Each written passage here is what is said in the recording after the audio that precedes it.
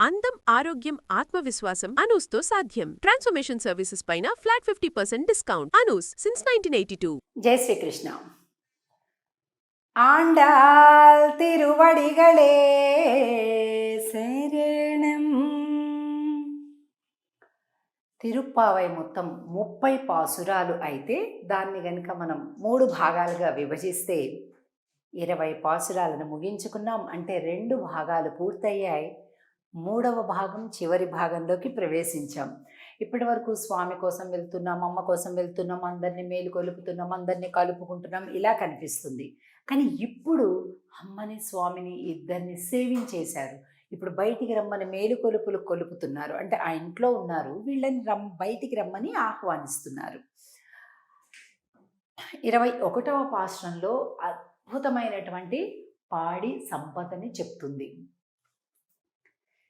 ஏத்த கலங்கள் எதிர் பொங்கி மீதளிப்பா மாத்தாதே பால் சொரியும் வள்ளல் பெரும் பசுக்கள் ஆத்தப்படைத்தான் மகனே அறிவுராய் ஊத்தமுடையாய் பெரியாய் உலகினில் தோத்தமாய் நின்ற சிடரே துயிலஜாய் மாத்தாருனக்கு ஒலித்தலைந்து உன் வாசர்கண் ஆத்தாது வந்து உன் அடிப்பணியுமா போலே போத்தியாம் வந்தோம் புகழ்ந்து ఏలోరెంబావాయ్.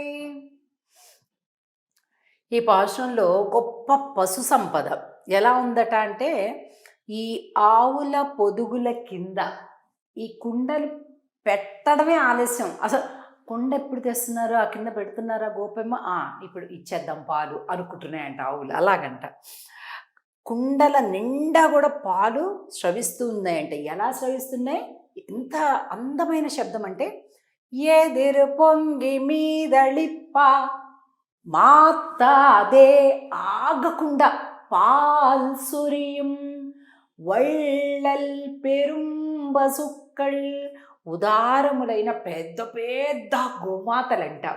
ఇక్కడ ఎలా ఉంది, ఎదురు పొంగి మీద లిప్ప అంటే మనకి అసలు ఊహకు కూడా అందదండి.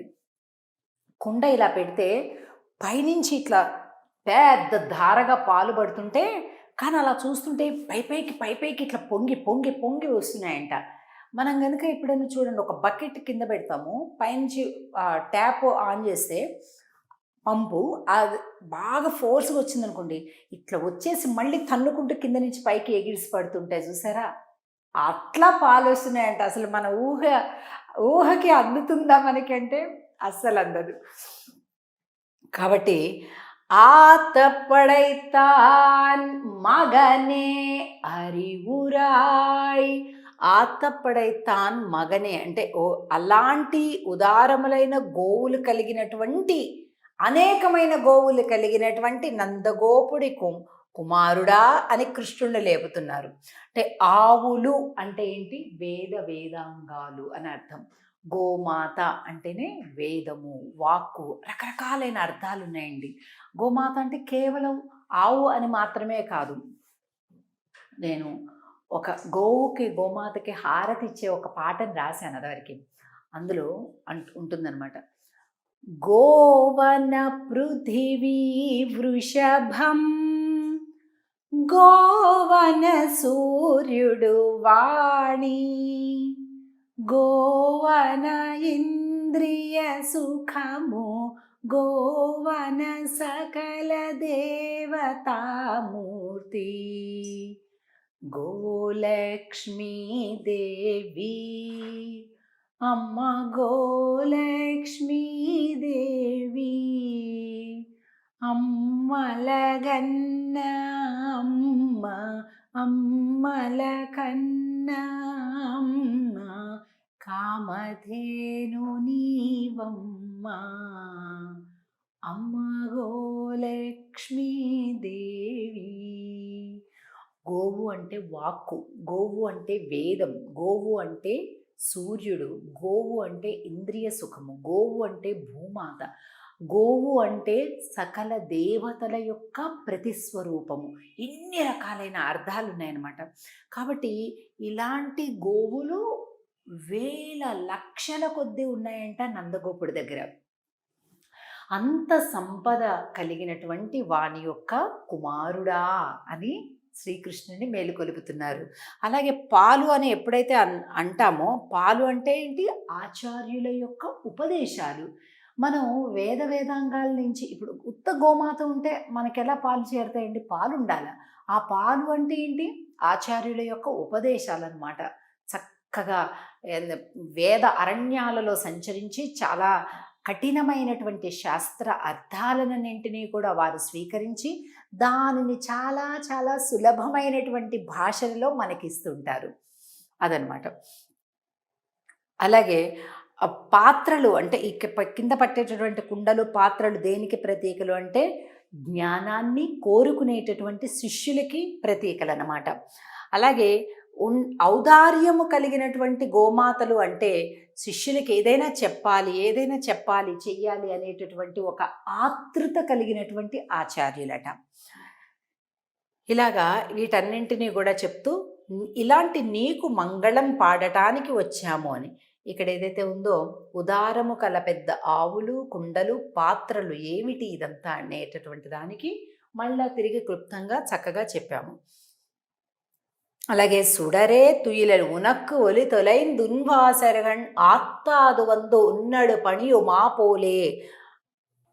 ఇక్కడ చూడండి, ఉదారములైనటువంటి గోమాతల నుంచి పాలని అనేకాలుగా తీసుకుంటూ ఉన్నటువంటి ఈ గోపికలందరూ కూడా ఆత్తాదు ఉన్నడు పణియు మాపోలే అంటున్నారు. అంటే ఏంటి? నీ యొక్క గుణములకు, నీ యొక్క వైభవానికి, నీ యొక్క ప్రేమకు, నీ యొక్క సౌందర్యానికి, నీ యొక్క సర్వజ్ఞత్వానికి మేము ఆగలేకపోతున్నాము. ఎలాగైతే ఒక బాణం తగిలిపోతే గిలిగిలిగిల రెపరెపరెపరెపలాడుతూ వచ్చేసి టప్మని పడిపోతారో, మా హృదయాలు కూడా దేనికి పడిపోయాయి? నీ యొక్క సౌందర్యానికి పడిపోయాయి, నీ యొక్క గుణాలకు పడిపోయాయి.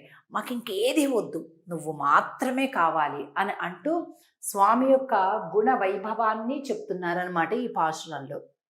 ఇంకా ఈ చివరి లైన్లో చూస్తే చూడండి, తోతమాయ్ నిండ్రు సుడరే తుయిలజ. సుడరే అంటే గొప్ప జ్యోతి స్వరూపుడా అని అర్థం అనమాట. తుయిలజాయ్, నిన్ను మేలుకొలుపులు పాడటానికి వచ్చామయ్యా అని అంటున్నారు ఈ పాశురంలో.